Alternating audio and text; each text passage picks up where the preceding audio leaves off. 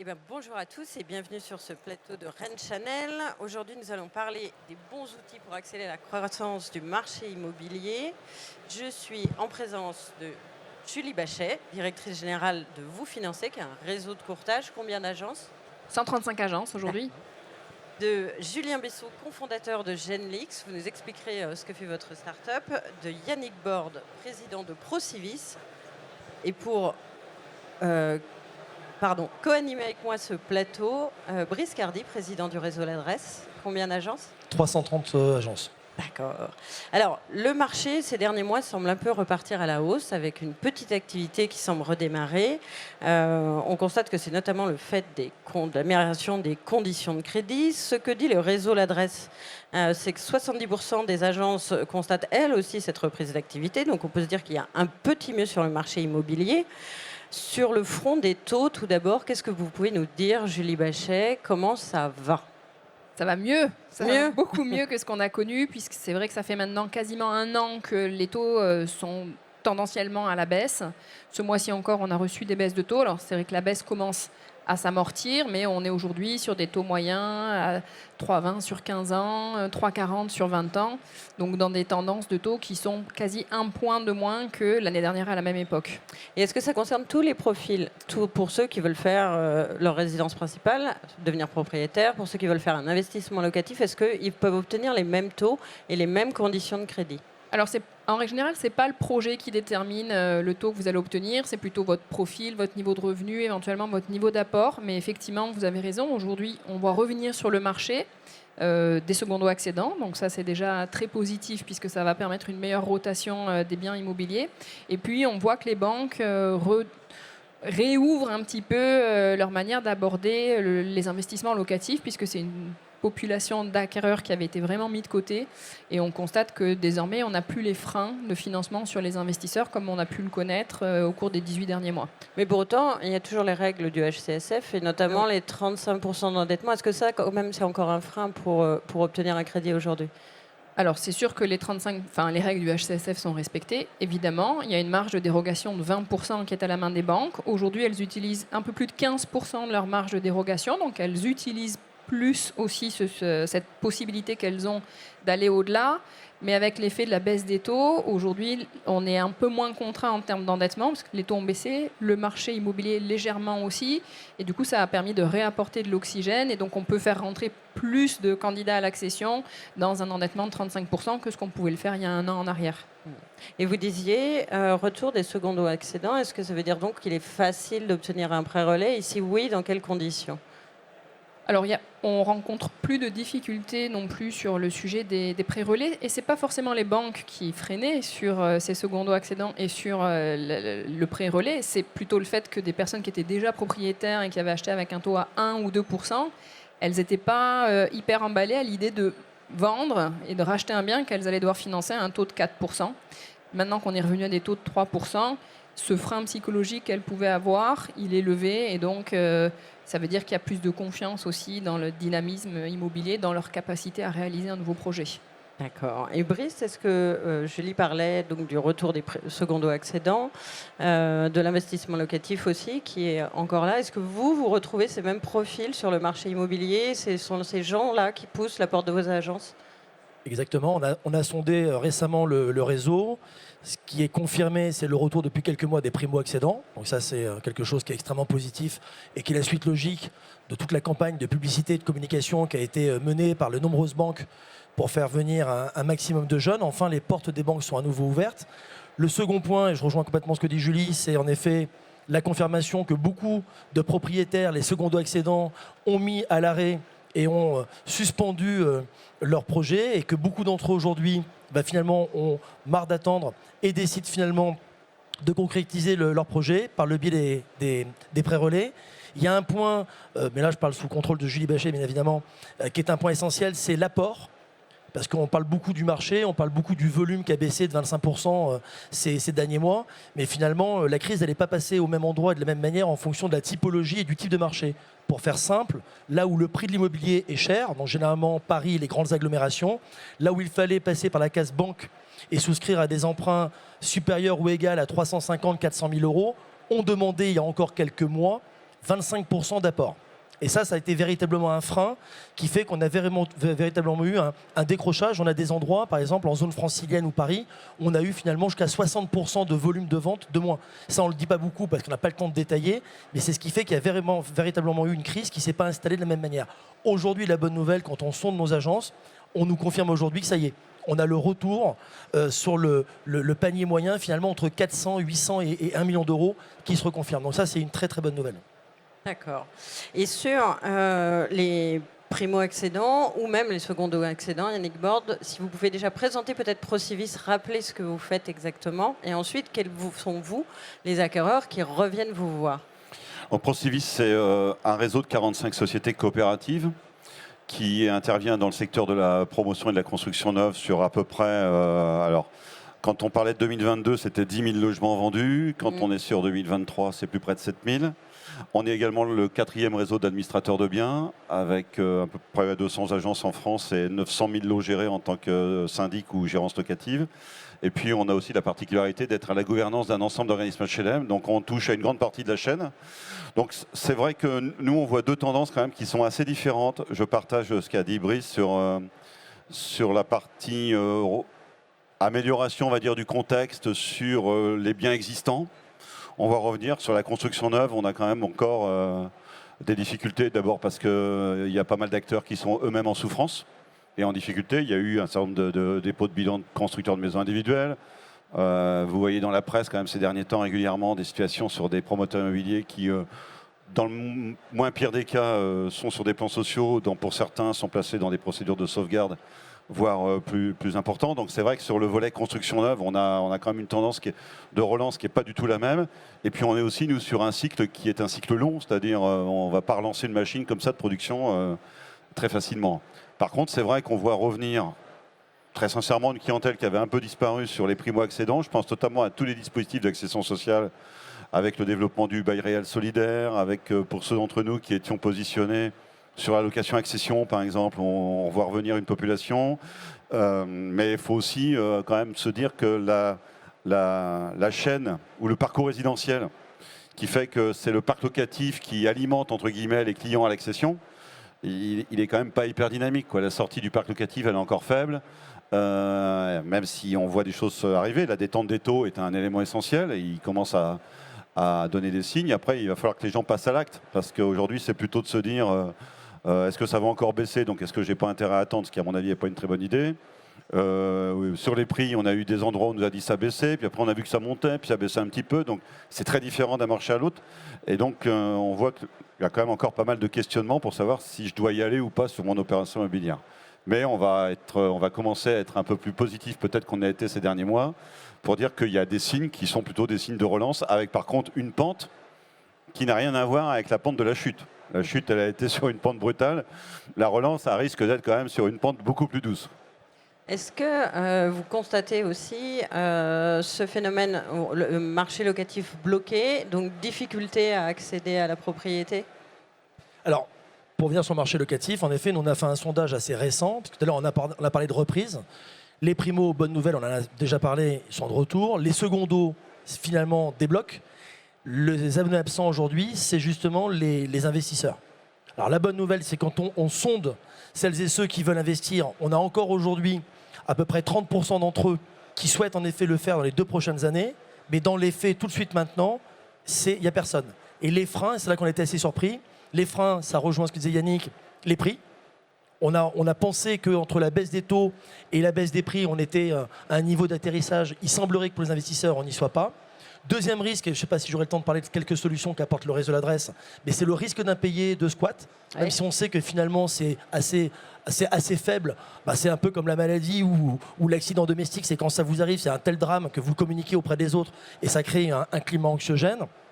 Et c'est là que ça pose problème, c'est qu'en effet, on n'a pas assez de solutions. La fiscalité aussi.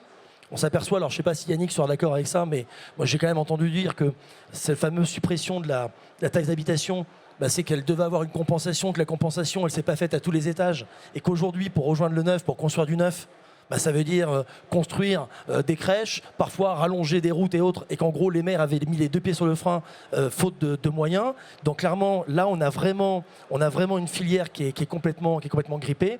Et c'est vrai que sur l'investissement, il y a l'envie, mais pour l'instant, il ne passe pas à l'acte. Donc on a, nous, notamment dans le réseau de l'adresse, mis en place un système de courtage en assurance. Ouais.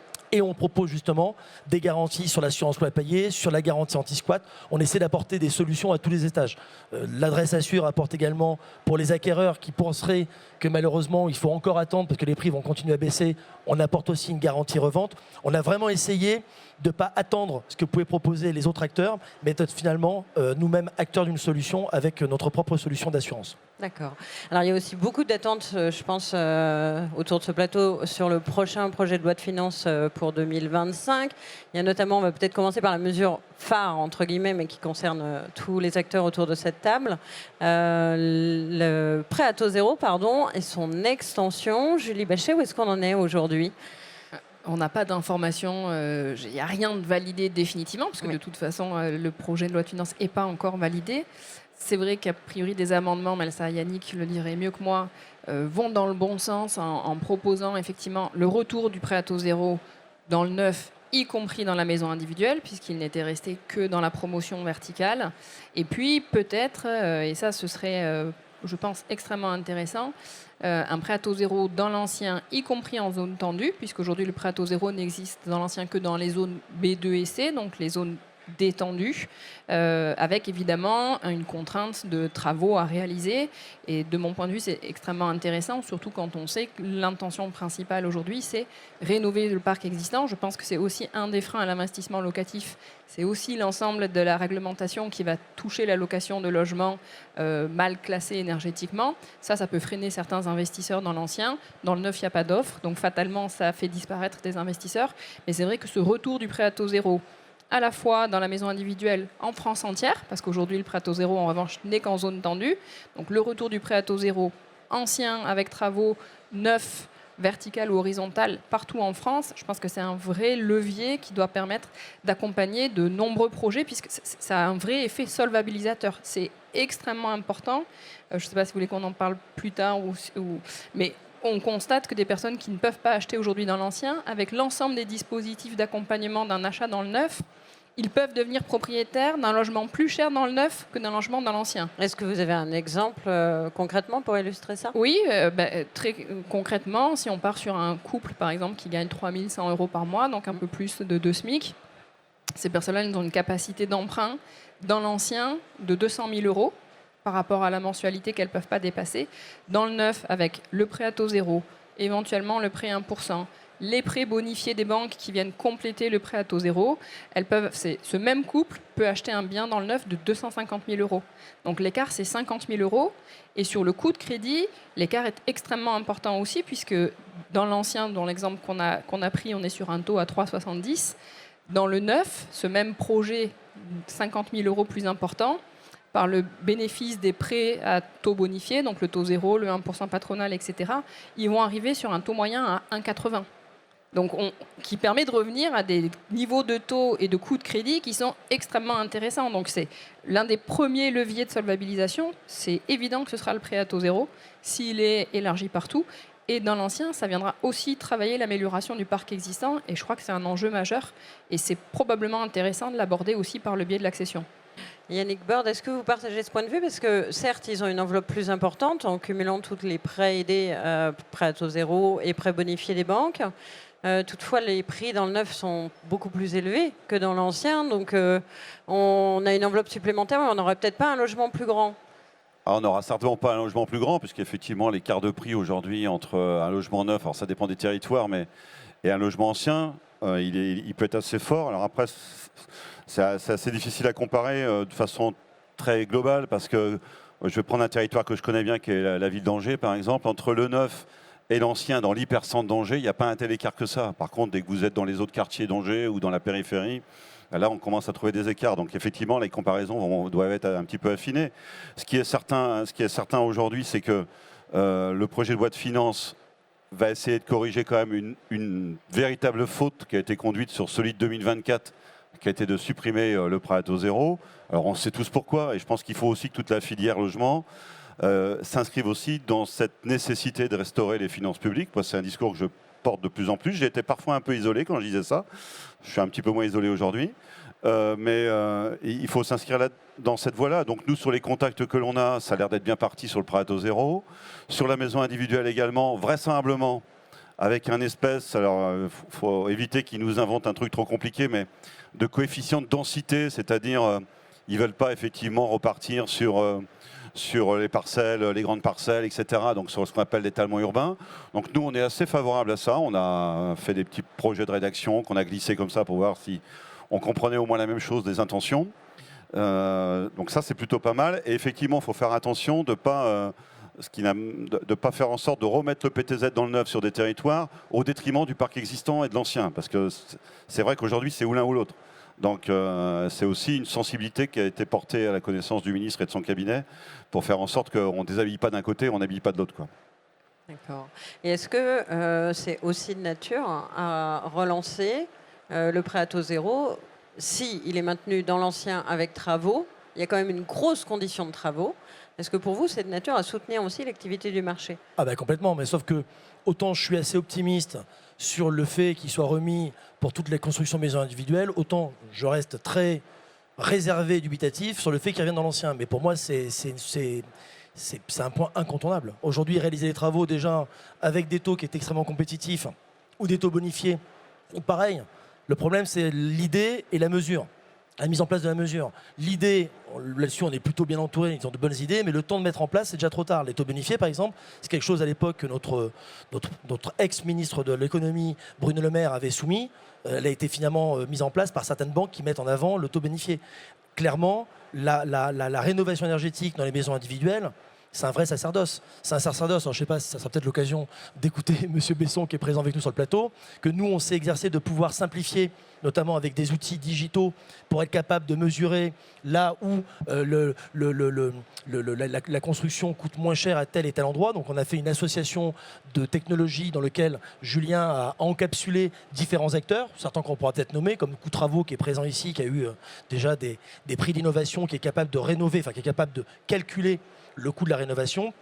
Mais le problème qui manque, c'est soit pour amorcer le projet, le manque d'apport, le manque de trésorerie, soit pour conclure, si tant bien même, on passe par la case de subvention, si tant bien même, et ça c'est le parcours du combattant, si tant bien même on arrive à trouver un artisan RGE quand il y en a certains qui veulent bien le faire, et quand cela n'use pas justement de la rareté justement d'artisans qualifiés avec des prix qui sont complètement abusés. Donc voilà, clairement, on nous a mis des objectifs dans lesquels nous, on s'est inscrit très très rapidement en mettant en place un pack éco-logement. Je crois que c'était il y a presque 2 ans. On a mis en place un pack éco-logement en s'associant avec différentes startups pour pouvoir évaluer les subventions, trouver les artisans RGE et trouver notamment des partenaires financiers comme vous financez pour pouvoir pallier à l'amorce et au complément de solutions financières. Le problème, c'est que la filière, elle est grippée. Il n'y a pas. Je crois qu'on n'est même pas à 20% aujourd'hui d'artisans RGE.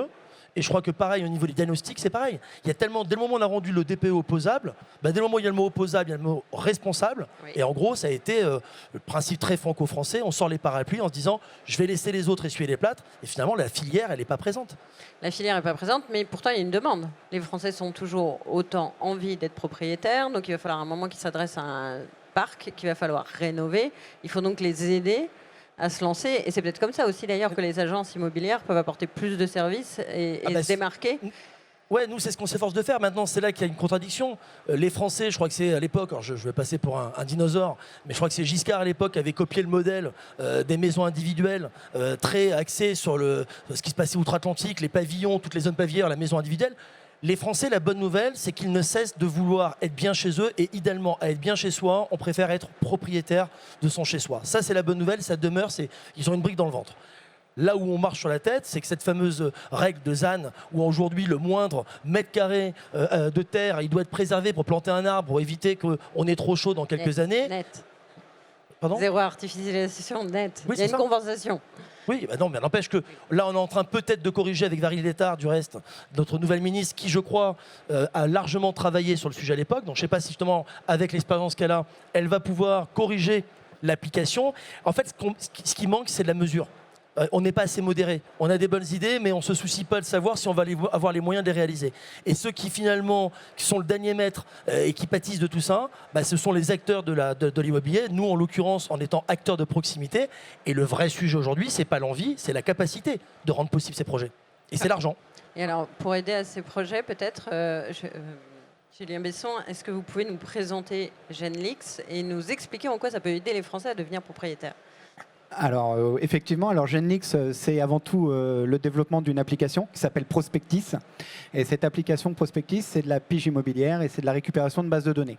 Donc concrètement, elle repose sur 3 axes fondamentaux. Le premier qui est l'étude du marché. Donc pour ce faire, toutes les bases de données de l'État sont récupérées au niveau de l'application. Donc ça va aller du DPE aux bases annonces, les bases de succession, cadastre, etc. Et on va pouvoir permettre à notre utilisateur de récupérer toutes les informations qui sont liées autour de lui et bien connaître son marché. Le deuxième axe de cette application, c'est l'enrichissement de la base de données. C'est-à-dire qu'on récupère une partie, mais on va pouvoir apporter notre propre donnée dans notre application. Ce qui va nous permettre d'arriver sur le troisième axe, qui est l'exploitation de la donnée. Donc c'est de permettre à nos utilisateurs d'être présents au bon moment, de détecter des intentions d'achat. S'il y a succession, il y a forcément estimation. S'il y a une vente, s'il y a un DPE, c'est qu'il y a forcément une intention de vente, et d'être présent au bon moment et sur le bon marché. Et ça, c'est un outil qui est à destination des professionnels. C'est un outil qui est à la destination des professionnels de l'immobilier. Et ça veut dire qu'un acquéreur, un potentiel candidat acquéreur, une fois qu'il a son plan de financement validé, il peut aller dans une agence et dire moi je veux un logement qui soit par exemple tant de pièces, telle époque de construction et telle étiquette énergie. Et normalement, en compilant toute la data, les agents immobiliers doivent être capables de le trouver. Est-ce que c'est ça ? Alors effectivement, ils vont pouvoir le retrouver. S'ils n'ont pas forcément le mandat, ils vont pouvoir les récupérer, savoir où le mandat se situe. Ils vont pouvoir aussi, même le particulier, peut télécharger l'application, parce que la première partie est disponible pour tous, et connaître le secteur de là où il souhaite acheter. Parce qu'il y a forcément le bien, mais il y a aussi le secteur qui est très important pour l'acquéreur. Nous, on va lui apporter toutes les données qui se passent autour de son secteur. D'accord. Et du coup, est-ce que vous allez par exemple après comparer avec la production neuve qui va forcément arriver à un moment sur un territoire donné ? Est-ce que ça peut permettre de faire des choix ? Alors, nous, dans ce qu'on récupère actuellement, on est plus lié sur l'ancien que le neuf, effectivement. Donc, nous, on va donner toutes les données. Mais après, pour tout ce qui est, si on met les annonces anciens de côté, tout le reste des informations et tout le reste de la donnée pourra servir aussi pour le neuf. Là, Julien Besson parle essentiellement de prospectisme, mais ce qu'il oublie de dire, c'est qu'il est également le développeur d'un outil qui est utilisé par le réseau de l'adresse, qui s'appelle le Valoris. Alors, en fait, Valoris, c'est quelque chose qui a été développé par le réseau lors de sa création en 99. Et lui, il a essentiellement développé et rendu beaucoup plus ludique et attractif l'outil. Et notamment dans la Valoris, c'est un outil d'estimation qui repose, je crois, sur 6 ou 7 méthodes. 7 méthodes, où on va jusqu'à comparer par rapport à l'impact de l'érosion monétaire. Pour parler de choses plus faciles d'accès, on va en effet faire de la méthode qui est la plus comparable. On va les comparer à un projet justement dans le neuf. Donc finalement, on a bien la base lorsqu'on peut la récupérer. Alors s'il y en est dans un secteur où il n'y a pas eu de construction neuve, ni en cours, ni ces 3 dernières années, on ne va pas avoir l'information. Mais généralement, on va comparer finalement de dire, vous avez un projet dans le neuf, voilà ce que coûterait finalement votre appartement s'il était de moins de 3 ans. On va le comparer ensuite en disant, voilà votre projet si demain vous deviez le vendre à un investisseur aujourd'hui avec les rentabilités qui sont justement demandées, souhaitées par les investisseurs. Voilà combien vaudrait votre appartement. Et on va jusqu'à la comparaison analogique des biens à vendre et des biens vendus. C'est-à-dire que là, je fais un parallèle sur Prospectis. Dans Prospectis, c'est en effet l'open source, l'open data aujourd'hui qui ne cesse d'évoluer. On va jusqu'à les limites, les naissances, les décès, les personnes morales, le cadastre, les DPE. Les DPE, on est capable aujourd'hui de mesurer les DPE qui ont moins de 6 jours. C'est ça. Donc ça veut dire que nous, en tant qu'acteurs, pour être sûr d'être mieux et surtout plus être les derniers sur l'amorce d'un projet, on fait ce qu'on appelle chez nous la chasse au DPE. Et dedans, il y a bien évidemment la DVF qui permet d'avoir l'exhaustivité de l'offre des biens vendus, je crois, où la remise à jour, c'est 6 mois. C'est ça, sur la DVF, c'est tous les 6 mois. Voilà. Et en gros, l'idée de Prospectis, c'est d'arriver à faire une sorte de couteau suisse. de simplifier le parcours d'un client, d'un potentiel client, d'un prospect, peu importe, quelqu'un qui serait curieux de se dire je suis chez moi, j'ai un chien, je suis curieux de savoir le bien, je sais qu'il a été vendu à 6 mois, il a été vendu combien, de savoir finalement la lettre énergétique, de savoir finalement sur tel immeuble quel est le syndic qui aujourd'hui gère l'immeuble. Donc tout ce qui est open data, ça a été apporté par Prospectis en version freemium, en version gratuite. Donc ça, c'est vraiment pour pouvoir être utilisé par toutes celles et ceux qui souhaitent avoir cette curiosité du tout en un. Et ensuite, je ne vais pas paraphraser ce qu'a dit Julien, si on veut aller plus loin, enrichir, exploiter, etc., là, on est sur une version premium. Et pour revenir sur le prix, parce que ça, c'est aussi un point essentiel, c'est la connaissance du prix, qui reste quand même un axe incontournable quand on souhaite acheter, vendre ou investir. Ben là, en effet, il y a la solution Valoris qui est en effet extrêmement bien fichue et qui permet en temps réel de pouvoir donner la valeur d'un bien. Alors là, on parle de prix, mais est-ce qu'il y a un outil prospectif? C'est-à-dire que là, on est sur un ralentissement de la baisse des prix. Est-ce que vous allez compiler toute cette data, vous allez pouvoir l'analyser? Est-ce que ça va vous donner aussi des pistes? Et tout à l'heure, on parlait de est-ce que c'est le moment d'acheter? Est-ce que pour vous, tous, les prix vont encore continuer de baisser? Yannick, boule de cristal, Yannick? Alors, pas de boule de cristal. Une chose qui est certaine, c'est que dans le logement neuf, ça va être extrêmement dur de faire baisser les prix parce qu'aujourd'hui, on ne sait pas faire baisser les coûts de construction. Ou à la marge, ils se sont un petit peu corrigés à la baisse avec la petite détente inflationniste, crise ukrainienne, énergétique, etc. Au passage, ça n'empêche pas Saint-Gobain de battre des records de résultats, mais il faut quand même s'interroger. Voilà, sur la construction neuve, ça sera extrêmement dur de travailler sur ce volet-là. Alors, il y a l'éternel sujet qui est un peu tarte à la crème, excusez-moi de le dire comme ça, du foncier, Oui. où on aimerait bien qu'il coûte moins cher, etc. Bon, je pense que moi, depuis que je préside le réseau, je dois être à 7 ou 8 ministres du logement, et ça ne fait que 12 ans que je le préside. Donc, ils ont tous voulu travailler là-dessus, mais personne n'a vraiment commencé à écrire la moindre début d'une stratégie, d'une copie. Donc sur le volet financier, sur le volet foncier, ça va être extrêmement compliqué. Donc sur la construction neuve, on voit difficilement une baisse de prix. Sur le parc existant, on a vu un peu des yo-yo, il y a eu des corrections, puis c'est augmenté. Voilà. Je pense qu'un marché, de toute façon, en économie, le prix, c'est là où l'offre et la demande se croisent. Donc s'il y a des endroits où il y a, pour X raisons, un afflux de biens qui arrive sur le marché, en tout cas un peu plus que la norme, je verrai simplement que si les gens veulent vendre leur maison ou leur appartement un peu plus vite, il faudrait qu'ils consentent une petite correction à la baisse.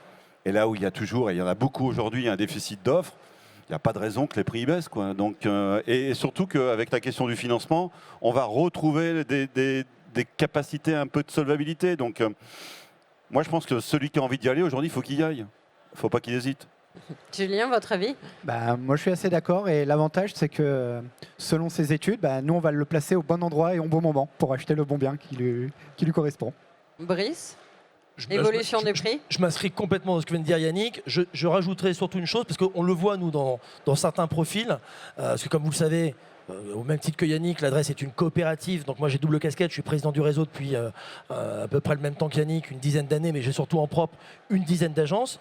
Donc je fais assez fréquemment des comex en visio avec mes managers pour vraiment prendre le ressenti du marché.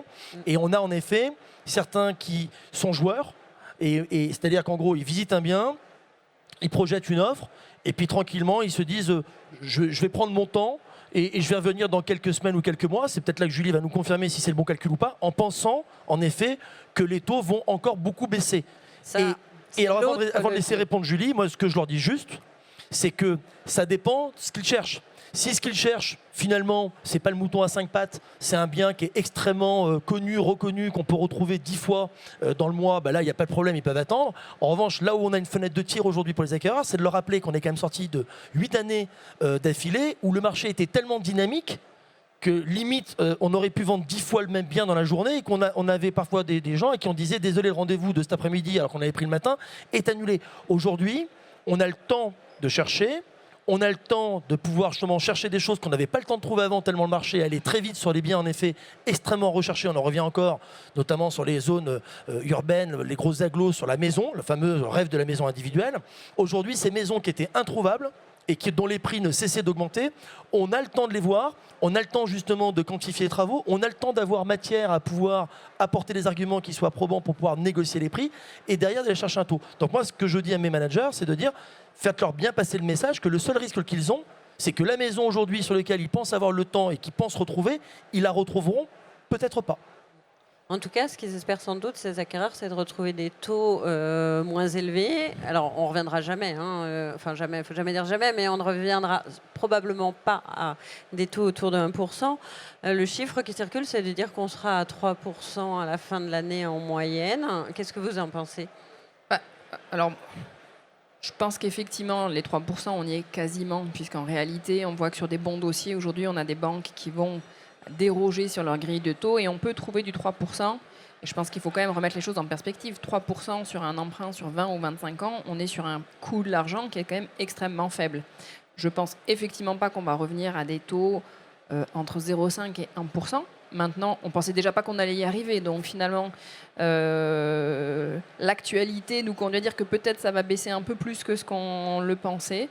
Donc ça, je n'ai pas vraiment de boule de cristal. En revanche, ce qui est certain, c'est que je pense qu'aujourd'hui, ce qui est certain, c'est que c'est toujours le bon moment d'acheter, y compris maintenant. Ça, c'est pour moi une certitude absolue. Ça l'était même à 4% versus payer un loyer dans le vide.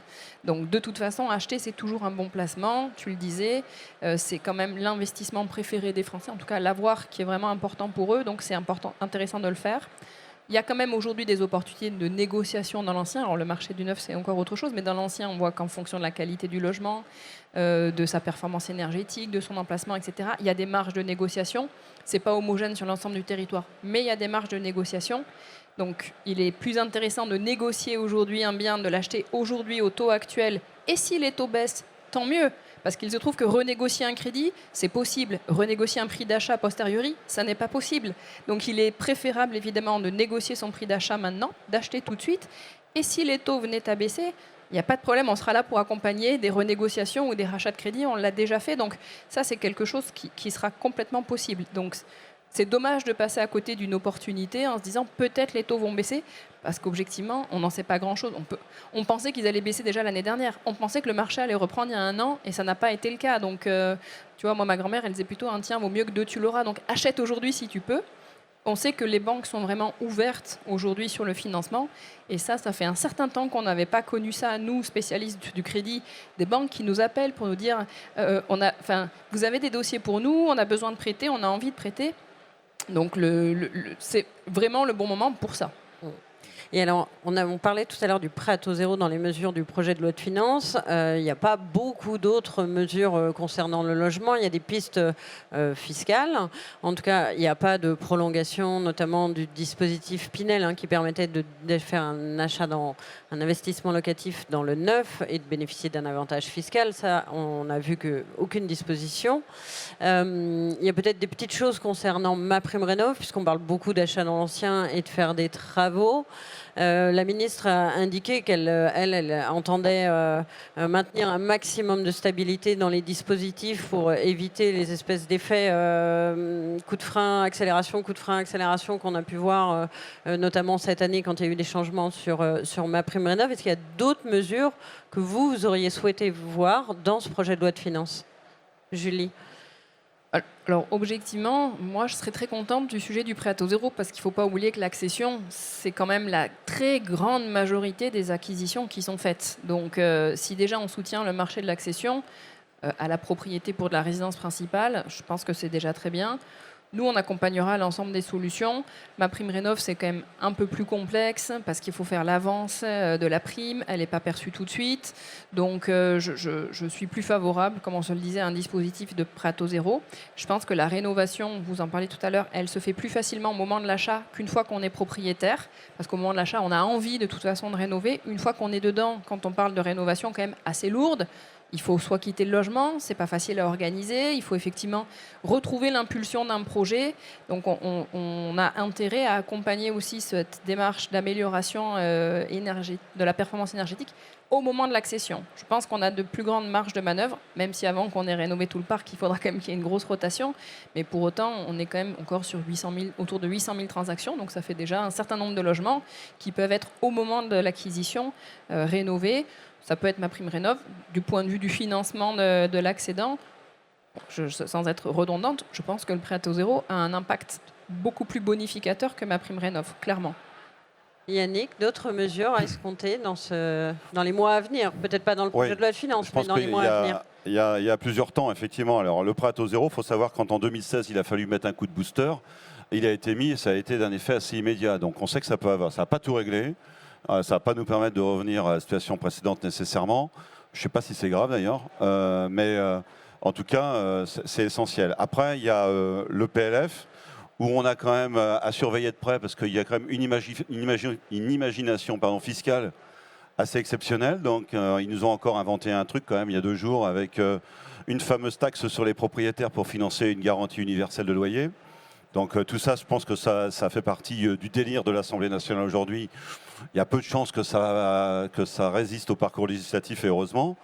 Après, il y aura un sujet quand même sur l'investisseur. Donc effectivement, comme vous l'avez dit Virginie, il y a le Pinel, celui-là, il est définitivement clos au 31 décembre prochain. Il y a un débat, je pense, sur lequel toute la profession est assez d'accord, mais encore faudrait-il qu'elle arrive à écrire une copie commune sur le statut du bailleur privé. Oui. Qui peut être une vraie solution quand même. C'est-à-dire on traite le particulier comme on traite une personne morale, investisseur en immobilier, avec, je ne rentre pas dans le détail, mais des systèmes d'amortissement de l'investissement.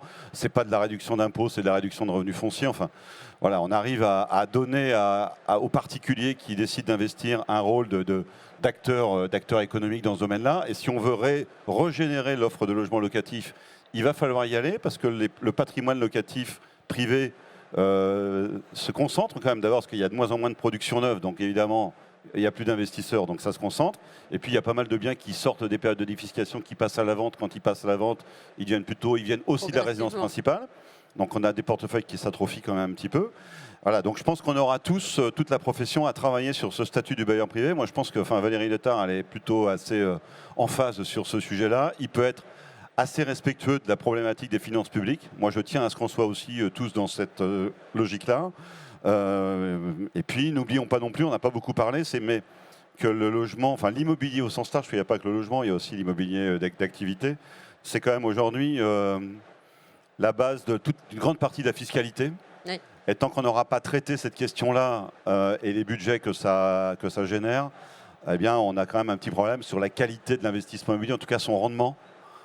Qui pose question, quoi. Donc aujourd'hui, on ne peut pas accepter d'avoir une espèce de fiscalité confiscatoire comme ça sur le logement, qui est colossal aujourd'hui.